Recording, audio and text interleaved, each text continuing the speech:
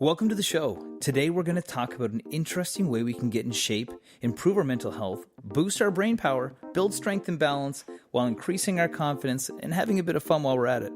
It's an activity you can participate in at any age, even though you may not think you can. Today we're going to talk about Tae Kwon Do. The name Tae Kwon Do is derived from the Korean word Tae meaning foot, Kwon meaning fist, and Do meaning way of. So literally, Tae Kwon Do means the way of the foot and fist. The name Tae Kwon Do, however, has only been around since 1955, while the martial arts roots began over 2,300 years ago in Korea. To tell us more about this martial art, I reached out to Reggie Lawrence, owner of Satori Do. He's competed on the national and international stage in the sport, and he joins us with his sparring partner and colleague, Stuart Hughes.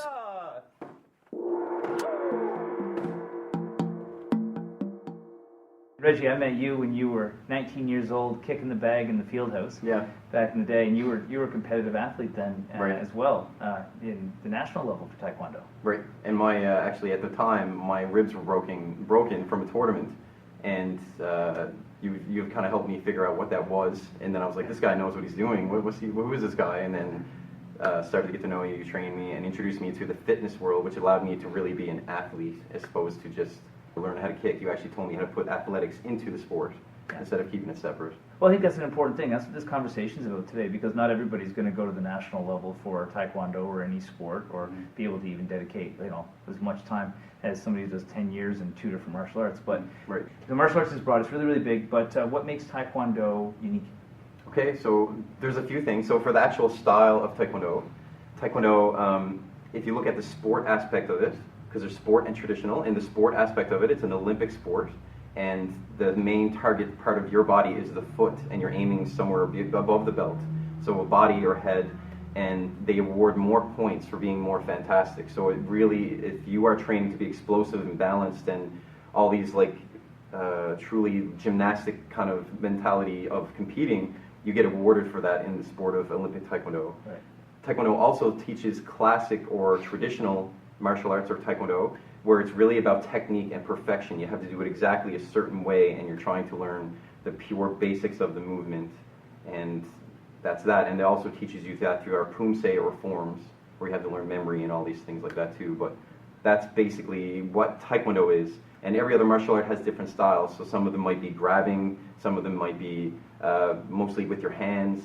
But really, it's very similar to boxing, except with your feet. Right. Yeah, I knew Taekwondo was very foot heavy when it came to it, Right.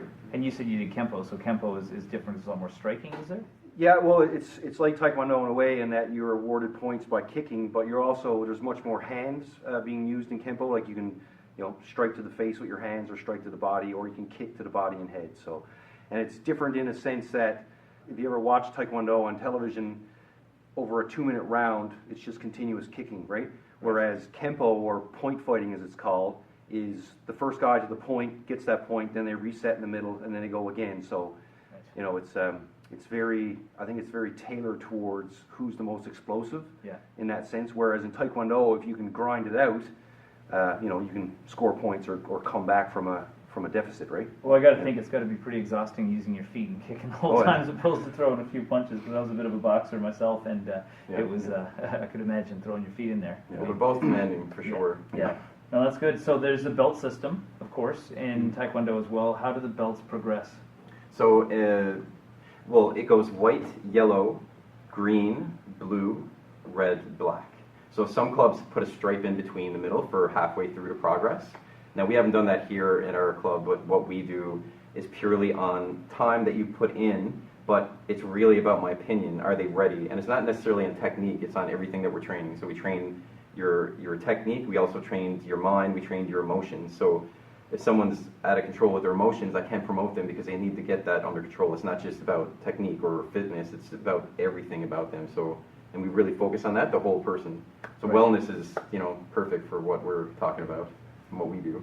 Well, that's the thing. So is Taekwondo something that's just for kids, or just for athletes that are like 19 years old at the peak of everything, or is it for everybody that's older, younger? Like, how does it work? Like, who are your students? Yeah, it's for everybody. Anybody that basically has a drive and a want to be here, that's who we train. So everyone that's here does truly want to be here. because it's challenging, and I do challenge people. So if they don't want to be here, it doesn't go very far. Yeah. So we have different classes. There's youth classes and senior classes.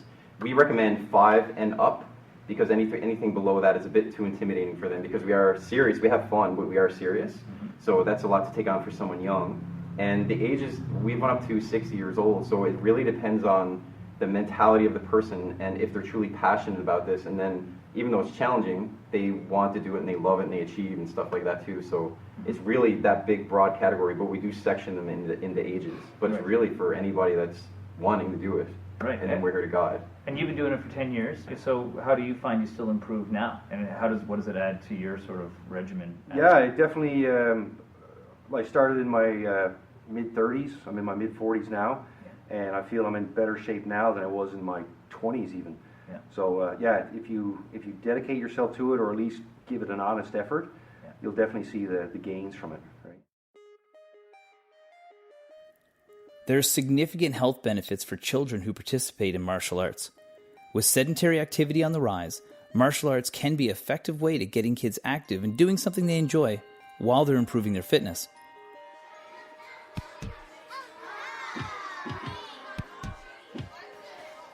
According to estimates from the Harvard Health Publishing, the average person burns about 600 calories an hour in martial arts practice. This means it can be effective in combating obesity in both children and adults. You know, if your child participates in after-school martial arts camp or simply attends practice regularly, and they play outside and they're active on weekends, they'll be meeting the Health Canada guidelines for physical activity, which will give them a strong, healthy body that will serve them for years to come. Additionally, for children on the autism spectrum, there's a good possibility that practicing martial arts will have a positive effect on autism-related symptoms. A systematic review published in May 2017 found that practicing martial arts had a medium to high positive effect on multiple symptoms of the autism spectrum disorder, including social interaction and communication skills, self-regulation, memory, cognitive function, and postural control. Well, Reggie, you said it was challenging. What do you mean by challenging for people? Because that could be daunting for some people. Because it's already scary to walk into a gym. You know? And now all of a sudden they got to walk into a, is it called a dojo here? Yeah, dojang. A dojang. Well, dojo in karate and dojang in taekwondo. Yeah. So you walk into a dojang, and now you're hearing it might be challenging. What does that mean? So it's challenging in every way, but it's just enough. Everyone has their own method of teaching, but the way I like to teach people is not go past their max, because then they don't want to come back.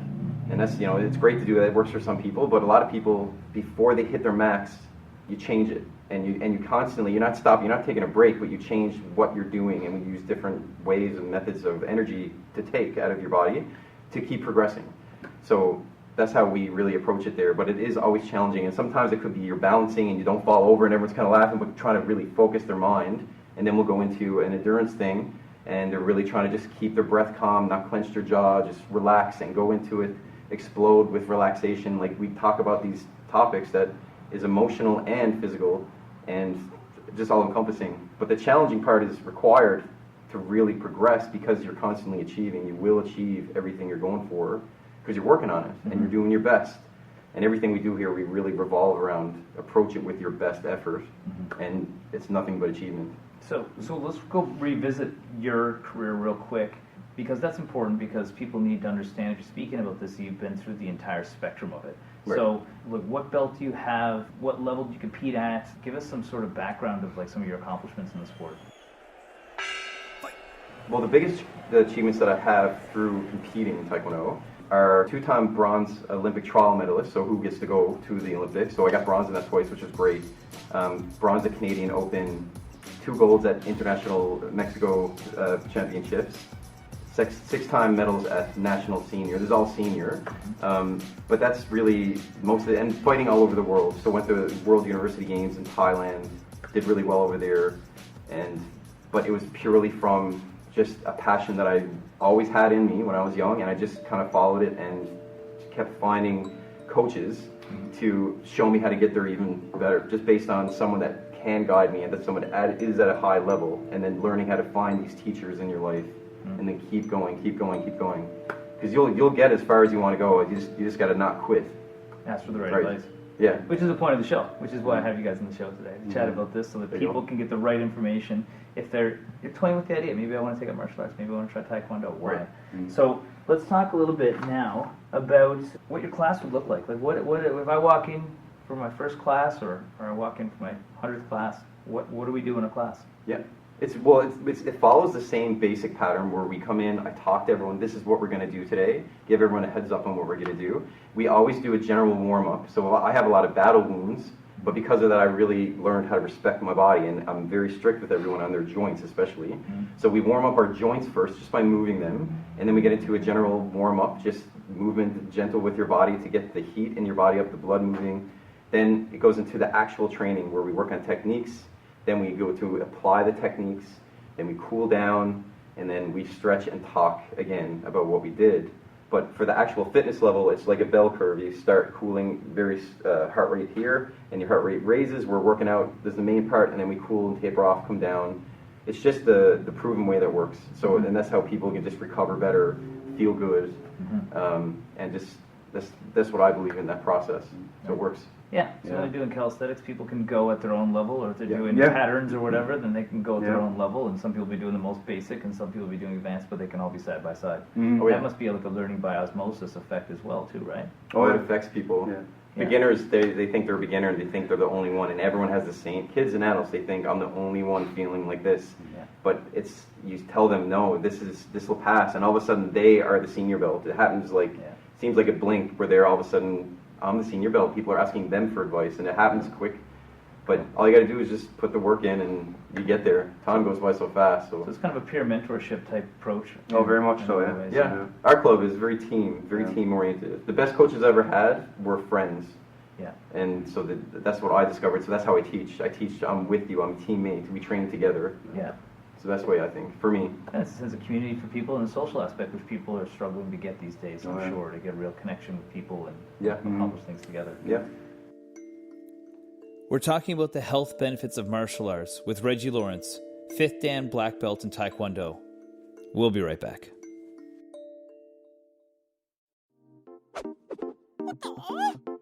Well, let's get into some health benefits, guys. You know, I'm sure there's lots of health benefits from martial arts. I know there are. But the big thing I think is on the forefront for people these days is mental health. What would be the mental health benefits from being involved in martial arts? A huge one is just waking up, I think. Like, more than anything, just paying attention. Having something to actually physically pay attention to. So some people are like, focus, and people don't know what that means usually. They're like, focus on, okay, I'll try to focus, but on what? So if you're trying to learn a technique, and I'm saying, okay, balance on this leg, and when you lift your leg, really focus on your supporting knee, and like all this is really meditating, but you're doing it while you're doing something that you enjoy. It's not as dry as just breathing, which we do as well. We focus on our breath, but when you work on something that's a dynamic, moving thing, which is your body, it has a huge effect in different areas. One of them is self-awareness. You start to feel your body. Another one is that you're just constantly achieving, like I said before, so you're evolving, and you get these eureka moments where you go, oh, I get it, like, and that happens very frequently. So all those things, these constant achievements have a self-growth thing that happens immediately. Everybody, every class that we ever have, because we keep doing it, we train this way, they always leave feeling so amazing. They even feel compelled to say, I feel so great. It's like, I love these classes, no matter what they come here, like, they always leave feeling great because they're achieving, and it's through meditation, it's through paying attention, it's through waking up. Instead of, especially today, there's so much to worry about. Yes. And if you turn on the TV, there's even more stuff to worry about. And none of that has to actually do with paying attention to what's going on around. Well, and we're distracted. around you. I mean, people's screen time on the phone just terrifies me when I see it. Sometimes I'm like, how did that Right. happen? You know, what could you accomplish in that amount of time? So obviously you leave your phone at the door in the car, and then you come in and you spend an hour, you know, or something, working on yourself and being present. Mental health problems are a major social issue that impact individuals and our community in many ways. Although the stigma is being reduced and access is readily available to help, many individuals don't seek the assistance for mental health problems that they need. There's a growing body of research that suggests that martial arts training may be an effective sport-based mental health intervention that potentially provides an alternative to psychological therapy. A 2016 study in the Journal of Sport and Health Sciences, which included older men and women averaged age 70, looked at the possible cognitive benefits of martial arts training versus more generalized fitness. The participants were assigned to one of three groups. One group practiced martial arts, the second did traditional fitness activities, and the other just continued with their normal activities. Only the martial arts group showed improvement in attentiveness, reaction time, and mental resilience under stress. It's not clear why martial arts would produce better cognitive results than other types of exercise. The research suggests that martial arts' specific blends of aerobics, balance, and coordination may have a particularly beneficial effect on the brain. What are the benefits for self-confidence for people? So self-confidence, really, because it's a martial art, you really start to learn. One thing is distance. We're really strict on distance, teaching someone when are you in danger. Like if someone's really far from you, there's no threat until, like, assuming there's no gun. But as soon as they get into a certain range, you get really familiar with this distance, and that alone teaches you confidence in an actual confrontational kind of world. The other thing, self-confidence, has nothing to do with confrontation. It's more being confident in yourself, and the more familiar you get with moving your body and understanding where your joints are, and it's self-improving, and how you stand and how you push and how you squat and all these things, it really just teaches you how to be sure of yourself, because you know how to use your whole body better. Like you're just and through the constant achievement that I talked about before, like if you achieve things in little micro things and big things and small goals, Or big get goals. a new belt. And the physical, tangible belt as well. Yes, you're right. right, If you need something tangible, and some people, everyone that gets a belt, they get emotional, even if it's a yellow belt, their first belt. Mm-hmm. So it's all building of character, as opposed to our regular mundane day, which is a routine, repetitive thing that there's not a lot of improvement in usually. Mm-hmm. This is, you come to class, there's something new you've never done, and you're going to achieve it, and you're going to get better at it, and then that really gives you this sense of self-satisfaction and self-confidence. Yeah. It grows it in you.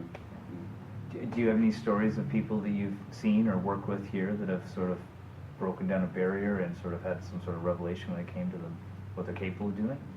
You do see it in people, if they start and stick with it for say a year or more, you do see them change, right? They're more outspoken, or they're more cheerful, that kind of thing. So yeah, it does change them for sure. Yeah. Their defenses disappear. Yeah, exactly. Yeah, Because it's all a self-preservation, self-confidence thing, Yeah. and then as soon as they feel there's no threat here, and it's just somewhere to do your best, and everyone else gets the same aspect. Like, do your best comes down to even saying good job to somebody. But if someone here said, what are you doing that for? If someone was ever rude to somebody, which doesn't happen here because it's just so weird it's not that atmosphere here. Yeah. But as soon as someone, if they were to do that, it would be so out of place here because it's not your best. And then kids sometimes do it when we say to them, is that your best? What would you do? And then we address it because it's very important, character. Well, here's another thing. I mean, think about sports. Growing up, you had to make a team most of the time. Right. Right? And so that's very exclusive in Right. a lot of ways. And if you go to a gym, you're by yourself. You don't have to interact with other people. But this almost seems like one of those things where you come into a room with people, you join a team, anybody can join any team, and they can play they're the number one player in their team, and everybody's playing full time because you're all in the same room together. I think that's very unique for sport and for exercise. it is. Compared to a lot of other traditional. It's all you. Yeah. Like a team can't let you down in this aspect. Yeah. It's really up to you. But you also get to be part of a team True. at the same time. While you train, yes. Yeah. And while they cheer you on. Right. It is just you in there, but there is this spirit aspect of your coach feeling like he's in there with you. If you got a good coach, your teammates, they're in the ring with you. If you hear them yelling to you, that's where they're in the ring with you if you're competitive. Yeah. Not everyone's competitive, very small. But even here, it could be doing something, going for their belt and doing their patterns or something like that. Oh, so supportive. It's family. Like everyone says family martial arts, but everyone in our club for sure knows what that means. Everyone feels like they're part of that. It's like that expression, it takes a village, right? Yeah. Reggie's the head instructor, and he can teach everyone something, but it's sometimes those moments where someone tells you something that Reggie didn't see or doesn't point out because he's dealing with someone else. So, Right. you know, if you're open and receptive to feedback, then everyone teaches everyone. So, They correct me. That's good. That's right. yeah. Your foot didn't turn. I was like, it didn't? Wow, thank you. Fix it. That's good. That's good. Yeah. Yeah, that's good. Other people can pick you apart too. Yeah. So on the other side, I think both you guys have careers, Yeah. and families, and things like that. Right. So, you know, how does it help with stress relief? Well, I've never not trained. As long as I can remember, I was always active doing something. And martial arts was really, had something to really zone in on. But like my work's very busy, and that's my day job for sure. And family is very time consuming because it's primary, really. Because I have a young family, a 1-year-old, 4-year-old, and they are really my priority. So I don't ever, I shape our classes around when it's available for me to be there, because that way I can show up fully, and it's just a way for me to, I never have stress. Everyone thinks I'm just positive all the time. I am positive, and I'm human. I have negative times too, but they're not that frequent, and I know it's from training. So anytime that I don't train, say if I had a bad injury years ago, I feel there's no outlet anymore. But in martial arts, there's just such a great outlet of physical, and it's all you, and it's all achieving, it's all, even the impact of it, it has nothing to do with anger. It's just purely energy that you're putting into something, and it's passionate. Actually, it's not negative at all. It's very uplifting. Yeah. Actually, when I was in the military for a number of years, and when we moved back here, my whole family actually started martial arts at the same time, pretty much. So my wife's a black belt, 3 of my sons are brown belts, and 2 of them are still, they were training up until COVID happened. But you know, I think as a family, learning martial arts is great because you got something to talk about, something to relate to, and you know, it does help indeed with, you know, stress relief, you know, the endorphin rush and all that good stuff. So it's definitely, you know, it's worth. Sometimes you don't want to go train, but those are the times you should. Right, You feel the best you after. Feel good. Yeah, exactly. Yeah. That's Yeah. good news. So don't break into your house. Yeah. Jeez, holy cow, that's a family of ninjas right there. That's great. You talked about some other activities that you do to help center people and create this sort of mindfulness during it, you know, which is a very popular term right now. Right. You say you did breathing, you mentioned patterns, you talked about technique. Just explain a little bit more about some of those different things you do, because I could see how you could actually spend a significant amount of time in a class really being present. Right. Well, it's a good question, actually, because the whole symbol of our club, Satori, means paying attention. It means like waking up. And we do that from the start. So before we do anything in every class, we have some form of meditation, and usually it's breath, where we close our eyes and you have to try to stay still for 3 breaths, and that's all you got to do is pay attention to your breath. And then we bring that into being tall. Make sure your posture is, I call it poise, perfect posture, even when you're jogging. So if you're kind of slouch jogging, then I say poise, and then they fix their poiseness, and then we jog with that, and then we bring that into our training, and then we bring that. So the mindset is we start with that. We start with the mindfulness. We start with the present and connect. You know, let go of everything. Let's focus on our breath, and then we proceed. So all of it is truly Satori, paying attention from when you bow in and then when you bow out. So I say, I need you to promise to give me your best, and everyone says, I promise to do my best, and they promise that to their self, really. And at the end, we usually make a joke of it. You can go not be your best now, but at least that hour, you really gave it your best, and then you leave. That's right. Today we're talking Tae Kwon Do. We'll be right back for the second half of the Health and Wellness Show on your VOCM. Obviously, there's a tremendous amount of physicality required to be participate in Taekwondo, probably at any level. You know, what are some of the physical benefits of Taekwondo, and what does it work on? Well, there's traditional, which is you're going to learn all the basics, which are the most important anyway. So the fundamentals are the most important. So you're going to learn how to use your legs to squat, and the basics like push and like push-ups, all those things. Learning how to stabilize your core. But if you're competitive, like it was what I did, so that's 2 different routes. It's just the icing goes on top of all that then. So then you got to work on your endurance. How can you deal with being under pressure? So if you're competing against someone and someone has you in a corner, do you fall apart, which is a natural thing, or do you choose the right option, which is something that takes courage to do? I have to go in, and then you have to change. So that's that. But you have to work on your cardio so that you can keep moving, dancing on your feet, like Ali's moving. You have to work on the explosiveness. The anaerobic has nothing to do with really breath as much. You need to breathe no matter what, but you need to know how to explode, but know when to just shut it off before you hit the max, because then you're burning out. You can't go to round 2, round 3, or fight 4 and 5. So learning really to be in tune with your energy systems, when to explode, when to calm down, when to breathe, when to explode again, when to like really reset your mind. What's your game plan? And understand, when did you lose focus? Like, it's a very spiritual thing, where if you're competing against someone that's very high, as soon as you make a mistake or as soon as you wonder about anything, they'll hit you, because they see that. I call it sleeping. Right. So that's the competitive world. Yes. And in the traditional world, it's still this constant development and yeah, so say I'm coming to your class and I'm out of shape, and I'm going to choose to do Tae Kwon Do to get in shape. Right. So like, what is going to get worked on? Is it my cardio? Is it going to be my strength? Like what are the different things that are going to improve with somebody or be worked on within? So for sure, cardio, because we warm up and that's immediately cardio. The strength for sure, because we have to work on our squats, the basic movements, so we can build off that with your techniques. The flexibility, which comes through doing the techniques, dynamic, as well as static stretching at the end. And self-awareness too, and range of motion. So just being aware and all those things combined. I was going to say, because you got to think that martial arts would be a lot like gymnastics in a lot of ways, where every type of movement is used, and you would be very cognizant of it. I mean, I've seen myself doing sports on video and thought I was a lot more coordinated than I really was. Oh, yeah. You know, but I'm sure something like this, especially because you do patterns, right? And so you have to mimic certain movements at a level in order to progress, and those movements have to be done properly. And if they're not performed right, then somebody may or may not pass.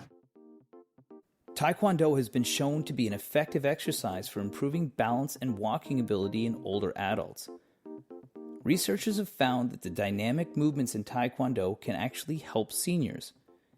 They found that when performed regularly, the dynamic movements of the sport help improve balance and walking ability. These results aren't limited to Tae Kwon Do. In a 2016 study in the Journal of the American Geriatric Society, older adults with recent injuries from falls were randomized to either take Tai Chi classes or do leg strengthening exercises for 6 months. Those in the Tai Chi group were significantly less likely to fall and significantly less likely to be injured if they did fall compared to those in the leg strengthening group. So it looks like we're never too old to start martial arts. What's your favorite part of a workout? Because I remember when I boxed, I used to love the hitty bag, like the drills we would do with bags. Is there a certain part of the training that you enjoy the most? It's hard to say which one I love the most, but the one that comes to mind first is when I hit a target, and you can never be perfect. Yeah. But we're always on that path to try to be, but knowing we never will be. But when you do get these really fantastic strikes at the perfect, and you got the technique, and it feels like it's just there, how good it is. And that moment when you're hitting the target perfect, and there's just enough power and just enough control, and you got a great teammate that's working with you, who trusts you and all that stuff. So the moments when, say, he's holding the target and I hit it, and it's just great timing and everything, that is my favorite. And really close second to that, which we can't do now because of COVID, is just sparring without impact. Just understanding that would have been a hit, and that would have been, and that. So recently we can't do that, but the striking targets and hitting things, that's just my favorite. When you actually got a technique and you keep working on it and just improving it and getting longer and getting familiar. How about yourself?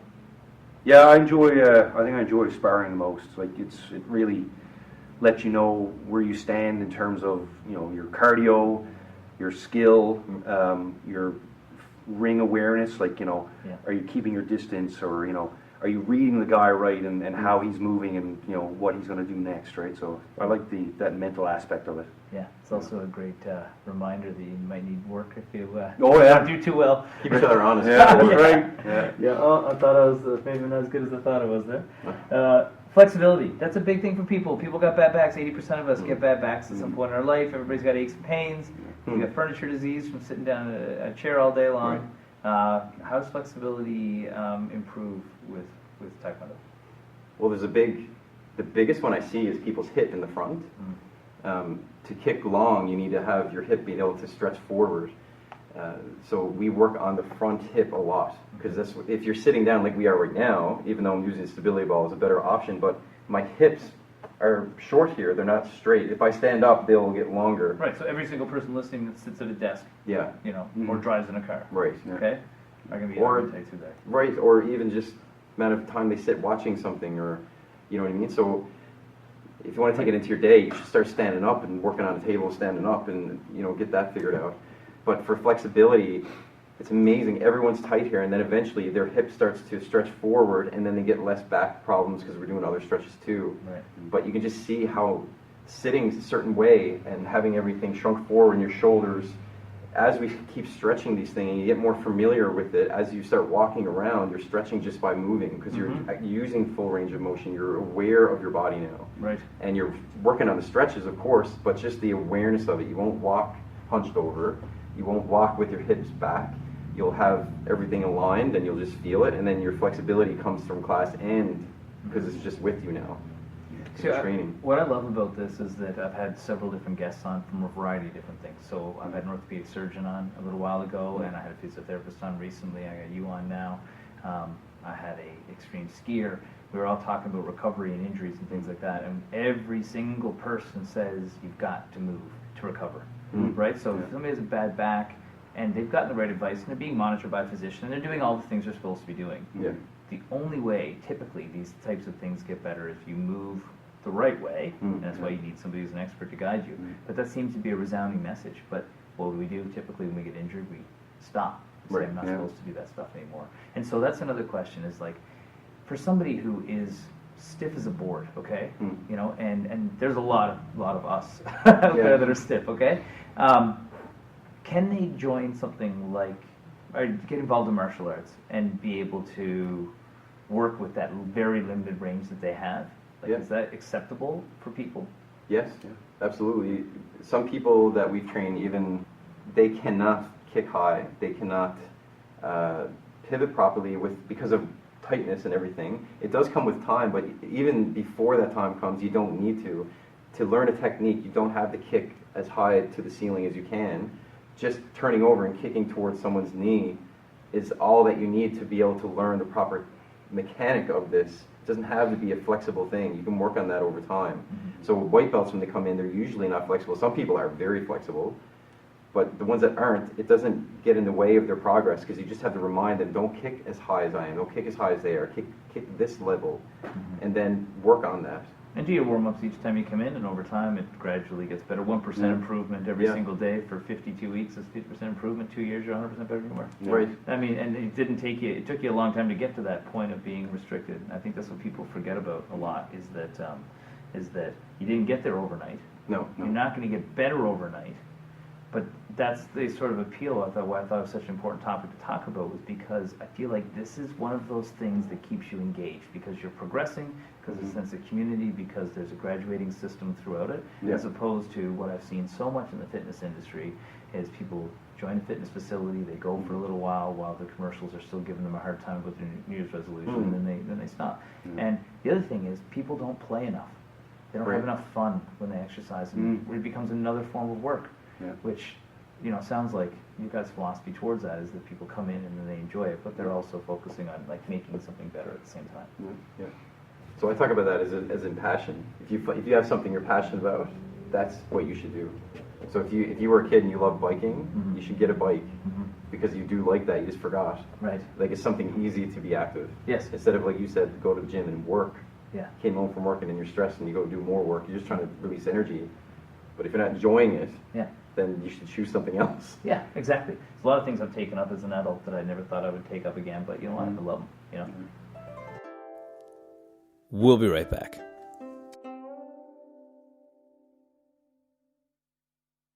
So we talked about exercise, talked about stretching, talked about mindfulness, mental health. I'm obviously a huge advocate for eating right. You're not a registered dietitian, but you do have a certification in nutrition, so that's really helpful for when you're working with your athletes and your students. How does nutrition play a role in your day-to-day practice and with the people you're instructing? Okay, so nutrition really, you are what you eat. We all heard that phrase, but it's very, very real. And your body is just whatever you put in, that's what it's going to make up who you are. And simple things like if you don't drink enough water, then you're going to feel sluggish, and usually people think they're hungry and they eat more junk and all these things. People not eating, like if you eat processed anything, as soon as you have anything that's delivered to you that's in a box or anything like that, like you should avoid that. So really, the advice that I give to people is eat clean, which is eat from the source as much as you can, like a banana, an apple for the snacks, and vegetables, and protein of different sources. Make sure it's there. But the biggest thing when people say, yeah, but what ones should I eat? Should I eat this and not that? The real answer is variety, I think. So just have a bit of everything. Don't have every day oatmeal and eggs and every day oatmeal. Like have oatmeal a little bit and have some carrots and have some eggs, and then you can have whatever. You can just mix it up. So instead of having one, you can have a bit of everything. So variety is it, and it goes for the protein source. It goes for your vegetable source, your fruit source. And then some people say, well, how do I know variety? There's so many choices. Well, I'll just say different colors, colorful. Get different things colorful. And on top of that, for supplements, I'm a believer in, unless you have medical condition going against it, omega-3, I think you should have, and a healthy dose of it, a standard dose, and a general multivitamin, just to make sure that your body has those as well. And that's where water comes in too. If you don't have enough water, you need that to circulate to everything and have your blood flowing right. But ultimately, once you eat right, and once you follow how to just basically eat correct, you start to feel incredible, and it shows in your performance, it shows in your cognitive, it shows in everything. It's just who you are from what you eat. Right. And everything else we work on through class and stuff like that too, but the nutrition really becomes you. It's not about being perfect, it's about being a little bit better. That's right, yeah. Like if you were coming in and you just started to take up Tae Kwon Do or any form of martial arts or any form of exercise for that matter, it's going to be critically important that you start to put at least some proper food in. It's like I said, I always use the analogy of building a house.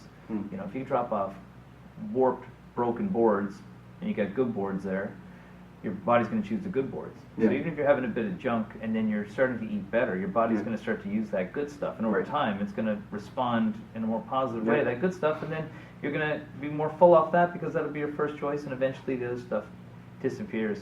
But I feel like that's something that people may not think about is hydration status, your other and your food. And that can make a workout a billion times better and more effective because you've got the energy. And eating right after a workout too, right? Right. Don't go and down a beer after a workout. Like have some protein or have some toast with peanut butter or something. Just something to recharge again, right? Yeah. And that is a very common thing. I've seen, and again, not calling out anybody. I won't give big specific examples because we've all seen this before. But like, a kid finishes a sporting event, and it's for their health, and it's rewarded with a treat. And I believe in treats. I totally believe in treats. Okay, like I think it's really, really important to not restrict anything with kids and things like that. However, I do think that creating a habit of poor nutrition following physical activity is not necessarily a really good association to reinforce with a child. Right. Right. Maybe that's when you have your healthy food, and on the weekend when we're watching a movie, we can have our other stuff. But that's just the philosophical side of things for me. When the parent shouts from the sidelines, "If you score a goal, I'll get you an ice cream," right? That's the wrong motivation. Yeah, exactly. I've seen it. Yeah. So let's get philosophical. Newfoundland's the most unhealthy province in the country, in a lot of ways. Okay. Why do you think that people should participate in something like martial arts or just exercise in general, being from Newfoundland and representing us all around the world? Well, I can't comment on sedentary lifestyle here really because I don't have one, so I don't know. But all I can say is from the life that I've been in, because I've found something I'm passionate about, which I mentioned before, like find something you enjoy and do it. I can just tell you that I can't live without being active. Like I can, I'm sure, but I don't want to. I want to find a way to be active. And I've had injuries before where my knee was in like a brace, I can't move it, and my arm was in a cast at the same time. But I was still shadowboxing and finding ways to move because I like it and it makes me feel good. So for anyone really, like I don't know our stats, and I've heard the phrase that we do have an unhealthy population, and but really being active, as simple as going for a walk, or like I said, riding a bike, or swimming, or hiking. There's so many beautiful places in Newfoundland. There's no reason why people shouldn't be out and enjoying all the amazing things that we have here. And every time I send a picture to anyone that doesn't live in Newfoundland, they're like, "Where are you?" And I'm like, "This is everywhere. This is town. This is center town." Yeah, you can go anywhere. So we have all the avenues to do things. We have, martial arts is one of them, but really, just find a way to be active, but make sure it's something that you enjoy or have fun, like you mentioned. It's something that is easy to do, something you like to do and look forward to, and then you just keep it, and you'll be healthy. Yeah, and that might be experimenting. And maybe you try martial arts, you don't like martial arts, it's okay. Right. You know you don't like it now. Yeah, exactly. Now you can try something else. You Yeah. can try fishing, or you Yeah. can try mountain biking, or you can try anything else. And that's really the point of this. And that's why I really wanted to have like guys like you on here that live on a day-to-day basis, to see people come in with a variety of different skill sets that are that are intimidated coming in, or real experts that are moving from one form of martial arts to another, and they want to spice it up by changing their discipline. And really that's the key. So Reggie, I've seen you basically grow up since you were a kid, and training, and seeing you open up this place. And I thought the name was really interesting, Satori, because you said it was about mindfulness, it was about being present. Any advice for folks philosophically about why they should take care of their health? You were one of the few people that did recognize what Satori meant when you wrote to me, when you saw, I like your name. So a lot of people didn't know, but when you research it, it says to be aware. So with nutrition, it gives you the awareness to start paying attention to what you eat. When you do activities, whether it's even just walking down the street, which I do frequently and I teach people here, is to pay attention to your posture as you walk. Pay attention, you can start from the bottom up, which is usually a good way. How does your heel hit? How does your ankle move? How does your knee move? How does your hip move? And then by the time you get to the top, you're really doing this right, and you've discovered your own body and yourself, all those things. So that comes from Satori, or waking up. So instead of walking down the street and being mindless, which is what we've been trained to do basically, you start to pay attention. And when you're driving on the street, just the fact of, if you put down the window and feel the wind, just for the act of feeling the wind, you're waking up, and you're starting to participate more in life instead of react to life. Because life can throw everything and you got to react. And then as soon as you start waking up into your workout, or into your biking, or into your driving, or into brushing your teeth, everything, the more you wake up, the more healthy you get, because you're releasing all these stresses of thinking about, got to do something, or what happened then, and analyzing. Everyone's so detached from what's really around them. And the easiest way, if anyone wants to know how, is to just use your senses. So at any point, say, what is that? What do I hear right now? Just, what is it that you hear? Listen, it could be the lights buzzing, and you say, what do I feel? So when you're driving, you put down the window, you're feeling the wind. You use your senses. When you eat, are you paying attention? Are you taking your time? Are you enjoying it? Or are you talking and not listening or doing work? So the biggest thing that I think that I could ever offer anyone really is what we are, which is just wake up and learn how to do that. Yeah. Well, that's why we're called human beings, because we're supposed to be in the present. Yeah.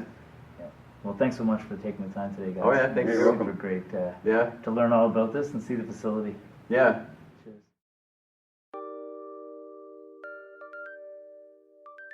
I enjoyed my visit to Satori Elite Athletics and chatting with my friends Reggie Lawrence and Stuart Hughes.